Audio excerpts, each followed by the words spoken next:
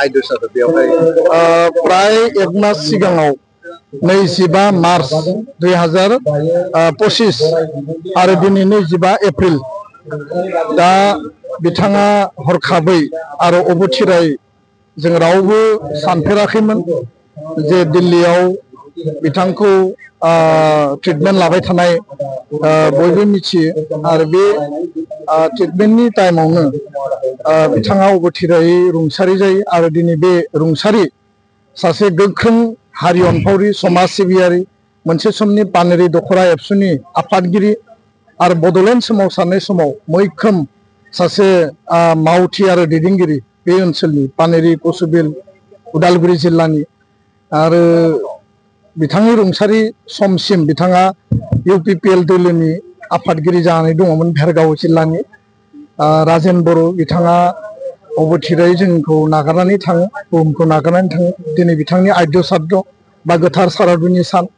आरो बे सारादुनि सानाव बिथांनि मुसुखाखौ बिथांनि न'आव जोङो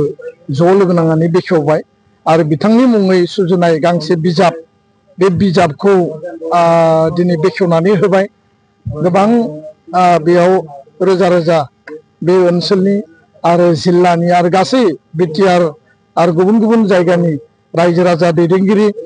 दुलाराय बर' फरायसा आफाद BTR सरकारनि दैदेनगिरिफोर हानजानि दैदेनगिरिफोर बयबो बेयाव बाहागो लाफैदों आरो बिखौ सासे हारि अनफावरि समाज सिबियारि हिसाबै बयनिबो जि बिनि फारसे अनसायनाय आरो बिखौ मोजां मोननाय जे मोनसे बिदा फंबायनि जे सोमोन्दो दंमोन बे हिसाबै दिनै बयबो बाहागो लाफैदों थारैनो राजेन बर'नि अबथिरा रुंसारि जानाया जोंनि थाखाय गेदेर खहा आरो बिथाङा थांनानै थायोमोनब्ला जिहेतु बिथाङा बेचेलर महरैनो थैजासिम बिथाङा रुंसारि जालांबाय बिथाङा थांनानै थायोब्ला जोंनि ओनसोलनि समाजनि आरो हारिनि थाखाय जथेस्थ खामानि मावबावगौमोन समाज आरो हारिनि सासे गोख्रों पिलारमोन बे गिदिर खहा आरो बे खहाखौ सुफुंनाया जोंनि थाखाय गोबां जोङो माने आंखाल नुहुरदों थेवबो बिथाङा जिहेतु जोंनि गेजेराव गैलिया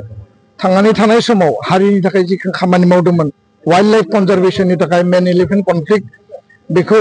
रिजल्भ खालामनायाव जिखिनि हाबा मावदोंमोन बिथांनि मेम'रियाव माखासे जिखिनि हाबा मावनो गोनां दङ गोजोर खालामनो गोनां दङ जों ज' लोगो नांनानै हाबा मावनांगोन आं बेखौनो दिनै फोरमायबाय आरो रुंसारि राजेन बर'नि सोरगोआरि जिउमाया जाहाथे आफा इसोर बोराइ बाथौनि खाथियाव अरायबो आलो गोजोनै थायो आं बेखौनो आफा इसोरनि खाथियाव आर'ज गाबबाय गोजोन्थों।